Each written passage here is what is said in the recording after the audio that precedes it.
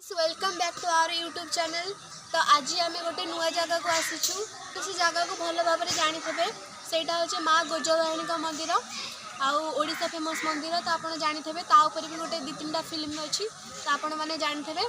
तो एबे चलतु आपण मैंने माँ का दर्शन करे मो संगे चल देखु एठी साक्षात रूप में माँ आसती एठी कहते कि लोक मैंने कहते कि एठी माँ आसती साक्षात रूप में दर्शन दिखती। रात्रि समय आसती माँ को पाउंजीर शब्द शुभा जाए आ घोड़ार टप टप साउंड शब्द शुभा जाए।